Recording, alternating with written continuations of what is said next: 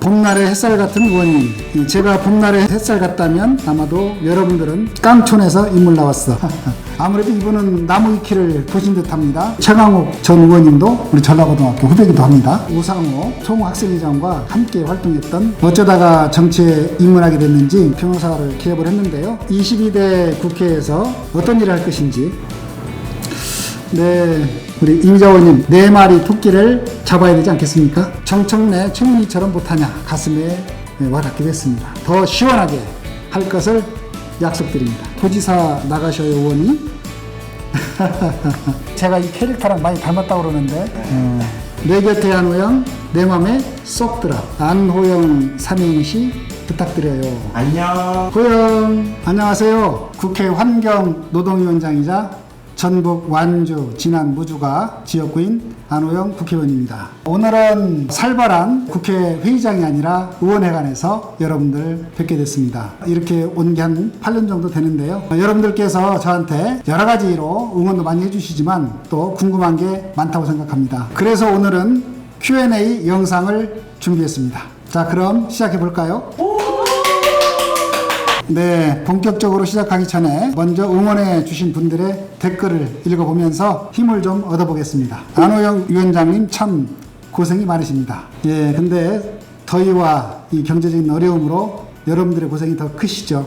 여러분들 고생에 비하면 저는 별것이 아니라고 생각합니다. 항상 응원합니다. 감사합니다. 건강을 살피면서 멋진 정치 펼쳐주세요. 화이팅입니다. 네, 고맙습니다. 요즘 감기가 유행이라는데 여러분들도 건강 조심하십시오. 세비가 전혀 아깝지 않게 열일하시는 의원님, 최고의 칭찬이십니다. 아무래도 저희 유튜브의 열혈 구독자인 것 같습니다. 열심히 하겠습니다. 봄날의 햇살 같은 의원님, 늘 응원합니다. 따뜻한 말씀 감사합니다. 제가 봄날의 햇살 같다면 아마도 여러분들은 밤하늘의 별빛인 것 같습니다. 거칠게 돌아가는 세상 속에서도 여러분들을 보면서 초심을 되찾고 희망을 갖게 됩니다. 감사합니다. 네, 다음 댓글인데요. 영호남을 대표하는 안호영 위원장님, 파이팅입니다. 네, 제 이름이 호영입니다. 뒤집으면 영호인데요.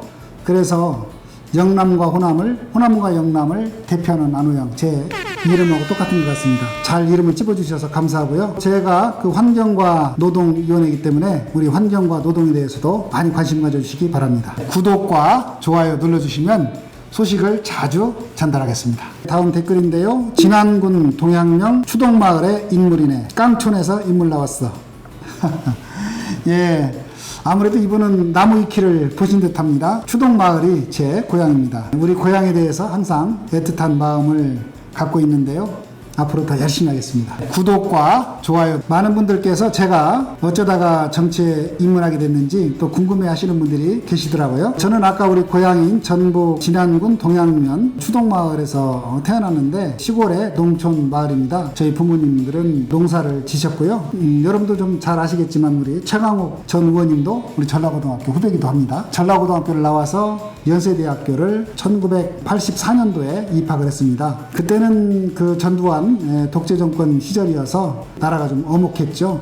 그래서 나라의 민주화를 위해서 학생운동에 좀 참여를 하게 됐고, 그때 이제 특별히 기억나는 것은 이한열 열사가 돌아가셨는데 그 친구가 이제 후배였고, 87년도에 연세대학교 총학생회장을 했던 우상호 총학생회장과 저는 이제 총대의원의 의장으로 함께 활동했던 그런 기억이 납니다. 1987년도 그 뜨거웠던 그 여름에 민주화의 열기로 이런 그 직선제 헌법이 만들어지면서 우리나라의 민주주의가 한 단계 더 이렇게 진척이 됐죠. 그 결과로 현재 87년 헌법이 만들어졌습니다. 제가 이제 96년도에 전주에서 변호사를 개업을 했는데요. 우리나라가 정말 민주주의가 제대로 자리를 잡으려면 지역에서부터 민주주의가 이루어져야 된다. 우리 전북 전주에서 시내버스 파업이 거의 한 10개월에 가까이 장기간에 걸쳐서 파업이 일어났었습니다. 그 파업으로 인해서 당사자인 노동자들, 회사도 힘들었지만 학생과 이런 시민들이 더욱더 큰 불편을 겪었죠. 당시 저는 전북 변호사회 부회장이기도 했고 시민단체인 참여자치 전북시민연대 공동 대표도 했었는데 이런 시민의 불편함을 해소하기 위해서 중재안도 내면서 여러 가지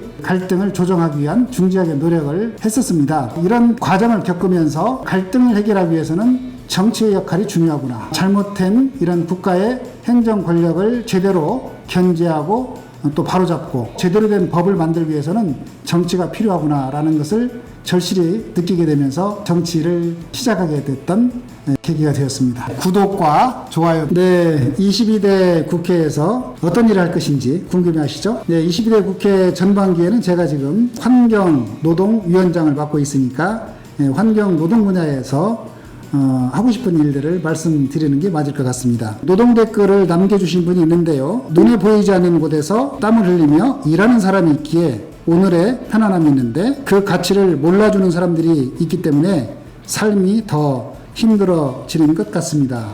이런 댓글을 올려주셨네요. 네, 정말 맞는 말씀입니다. 노동이 있었기 때문에 우리 사회가 유지되고 역사가 발전해 왔습니다. 그만큼 노동은 이제 중요하죠. 그래서 우리 헌법이라든가 각종 법률로도 노동자가 이렇게 보호받을 수 있는 그런 법들도 많이 만들어 놨죠. 사회가 이렇게 바뀌면서 새로운 노동 형태들이 많이 나타나고 있습니다. 여러분들 뭐 잘 아시는 것처럼 얼마 전에 쿠팡 노동자가 일하는 현장에 직접 다녀오기도 했습니다만은 택배에서 일을 하는 배달 노동 같은 경우도 새롭게 등장한 그런 노동 형태라고 봐야 되겠죠. 문제는 기존의 이제 노동법으로는 이런 사람들을 보호하기가 좀 어렵다는 거죠. 그래서 이렇게 새롭게 등장하는 노동 약자들을 어떻게 이제 보호할 것인지 이것이 제일 또 중요한 과제이기도 합니다. 그래서 이런 분들을 보호하기 위해서 노란봉투법이라고 들어보셨을 텐데 노란봉투법 제정 움직임이 일어나는 것도 이런 노동 약자들을 보호하기 위한 시도라고 이제 보시면 될 것 같습니다. 그리고 또 중요한 문제 중에 하나가 인구절벽 문제가 아주 심각합니다. 인구절벽으로 인해서 초고령화가 되고 저출생이 심각한 상황인데요. 초고령화 시대에 맞게 정년을 연장하거나 그와 관련해서 임금 피크제를 한다든지 직무급제로 전환해야 될 필요성이 있는지 이런 것들이 주로 문제가 되고 있고요. 그리고 이제 저출생과 관련해서 결국 이런 문제들을 해결하기 위해서는 일과 가정이 양립할 수 있도록 육아휴직의 문제라든지 그 노동시간을 줄인다든지 하는 이런 문제들도 대단히 중요한 과제로 떠오르고 있습니다. 노동의 가치가 중요함에도 불구하고 안타까운 것은 윤석열 정권이 들어와서 오히려 이런 노동의 가치가 계속 후퇴하고 있다. 앞으로 우리 국회 환경노동위에서는 이런 노동 환경을 더 살피고 노동이 존중될 수 있도록 더욱더 이렇게 노력하겠다 말씀드립니다. 이미자 의원과는 잘 압니다. 제가 21대 환경노동위원회를 할 때 환경노동위원회 제가 여당 간사를 했고 이미자 의원이 야당 간사를 했었는데요. 그래서 이제 이미자 의원님의 성격을 잘 알죠. 여당 입장에서 보면 가장 오랫동안 일을 하신 의원님이라고 할 수 있죠. 그런데 이제 그때 우리 이미자 의원님 목소리가 상당히 컸죠. 노동약자들을 위한 우리가 법안을 만들어야 된다는 측면에서는 우리 이미자 의원님 앞으로도 잘해봅시다. 그리고 이제 환경법에 대한 댓글이 달렸는데요. 기후위기 시간이 없습니다. 제발 해결해 주세요. 실제로 지구 온난화가 아니라 지구 열탕화라고 불러야 된다는 이야기가 있을 정도입니다. 네, 정말 저도 공감합니다. 올 여름 특히 무척 더웠죠. 기후위기에 대해서 모든 국민들께서 다 느끼는 계기가 되었다고 생각합니다. 얼마 전에 탄소중립기본법에 대해서 헌법 불합치 결정이 됐는데 탄소중립기본법에 정해놓은 2030년 탄소 감축 목표가 말하자면 제대로 설정되지 않았다. 이런 취지에서 2050년까지의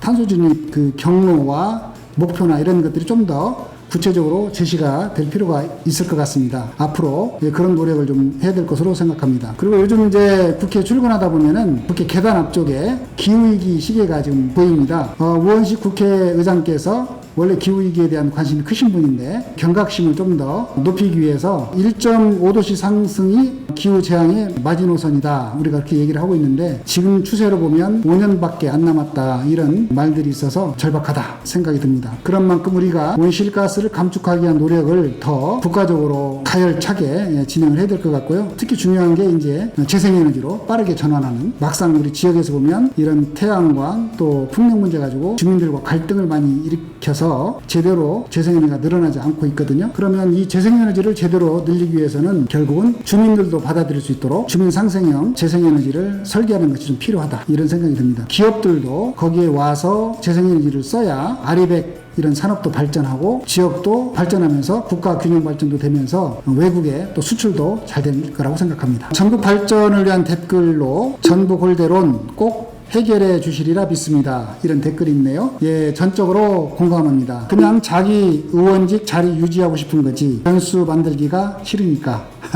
무작정 반대하는 것이 아닙니다. 전북 정치권이 분열이 아니라 단합하고 통합하는 것이 필요하다고 생각합니다. 그 힘을 바탕으로 중앙에도 우리 전북의 목소리를 내고 전북의 위상을 높일 수 있다고 생각합니다. 최근에 전북의 전주완주 통합론이 제기가 되면서 여러 가지 갈등 요인이 생기고 있어서 참 걱정입니다. 지금 전주완주 통합론과 관련된 절차는 안타깝지만 묻지마식으로 강행하고 있기 때문에 공감대 형성 절차도 부족했고 합의된 내용이 없는 상태에서 찬반 양론만 도지사가 통합 건의서를 제출을 했습니다. 그런데 이 통합 건의서 제출에 대해서는 완주 국민들께서 반대를 하고 있고 그렇기 때문에 이 첫 단추부터 잘못 끼어서 결국은 분열 후유증만 남기고 실패할 거라고 봅니다. 그런 점에서 이제는 전북 실정에 맞는 새로운 우리가 구상을 할 필요가 있다. 전주의 탄소산업, 완주의 수소산업, 익산의 식품산업들을 연계시켜서 산업의 발전을 꾀하면서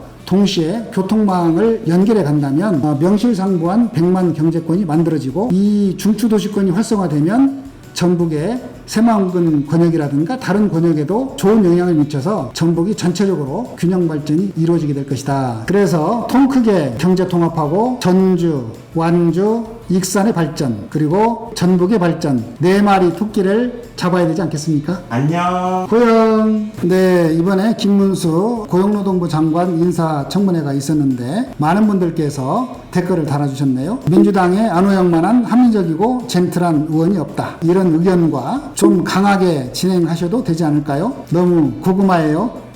이런 댓글까지 상반된 댓글이 많이 달렸습니다. 여러분들의 고민도 잘 알고 있습니다. 정청래 최민희처럼 못하냐 이런 의견도 가슴에 와닿게 됐습니다. 네, 그래서 우리 국회의원은 국민의 목소리를 대변하는 게 또 중요한 역할입니다. 그래서 여러분들의 뜻대로 앞으로 국회법대로 더 시원하게 할 것을 약속드립니다. 그러면서도 또 다양한 이해관계를 조율하고 또 신중하게 정책을 추진하는 것이 제 역할의 핵심이기도 합니다. 그래서 감정적으로 격해진 정치 환경 속에서도 함께 화를 내는 것만이 꼭 능사는 아니죠. 필요할 때 단호하게 목소리를 내겠지만은 더 나은 정치 문화를 위해서 또 논리적이고 이성적으로 대응을 하겠다는 약속을 드립니다. 여러분들의 의견 정말 소중합니다. 유튜브를 통해서도 더 적극적으로 여러분과 소통하겠다는 말씀드립니다. TMI라고 아시나요? Too much information 이렇게 되어 있네요. 구독자분들이 TMI 댓글 남겨주셨어요. 네, 답변을 보니까 주말에도 바쁘게 움직이시네요. 주말마다 지역에 가십니까? 이렇게 돼 있네요. 항상 주말에는 지역구에 내려가서 우리 지역에 계시는 주민들을 만나서 민원을 듣고 해결하기 위해서 노력을 합니다. 몸이 10개라도 부족하지만 더 한 사람에게라도 희망을 주기 위해서 열심히 뛰고 있다는 말씀을 드립니다. 그러다 보니까 우리 보좌진들이 고생을 많이 하는데요. 이 자리를 빌어서 참 미안하고 또 고맙다는 말씀 드립니다. 카카오톡 이모티콘이랑 닮았어요. 국회를 대표하는 리트리버상 졸기 하트. 그 제 뒤쪽에 요게 그 카카오톡에서 아주 인기가 많은 캐릭터라고 합니다. 제가 이 캐릭터랑 많이 닮았다고 그러는데 실제 그렇습니까? 스스로 생각하는 장단점은 무엇인가요? 이런 댓글이 있습니다. 네, 제가 결정을 내리기까지 생각을 좀 많이 합니다. 그러다 보니까 주변에서 답답하다 이럴 수도 있는데 그걸 단점이라고 볼 수도 있지만 그러나 한번 또 결심하면 끝까지 또 밀고 갑니다. 그런 만큼 또 주변에서 한결같아서 좋다 이런 말도 있다는 말씀도 드립니다. 이제 마지막 9월 정기국회가 시작됐는데요. 10월이 되면 이제 국정감사도 시작을 합니다. 목표와 슬로건을 말씀해 주시겠어요? 내 곁에 한우영 내 맘에 쏙 들어 이것이 슬로건입니다. 네, 환경과 노동이야말로 이재명 대표께서 말씀하시는 대표적인 먹사니즘이죠. 국정감사가 한 달 앞으로 다가왔습니다. 반노동, 반환경, 반헌법적인 윤석열 정권의 문제를 단호하고 시원하게 파고들겠습니다. 민생 법안 통과시켜서 여러분들이 먹고 살기 편한 세상 만들겠습니다. 여러분들의 마음을 제대로 대변해야 된다 이런 생각을 하고 있고요. 그것이 바로 정치가 해야 될 일이라고 생각합니다. 네, 오늘 Q&A 시간을 마무리할까 합니다. 오늘 긴 영상으로 여러분들의 질문에 답하는 시간을 가져봤는데요. 어떠셨는지 모르겠습니다. 저도 오늘 처음 하는 거라서 많이 떨립니다. 여러분들 뭐 의견 있으시면 또 언제든지 댓글 남겨주시면 앞으로도 답변을 드리도록 하겠습니다. 기회가 된다면 종종 편안한 분위기에서 뵙겠습니다. 우리 이 프로그램의 제목이 안녕 고영이니까요. 우리 마지막으로 인사를 한번 해볼까요? 안녕. 고영.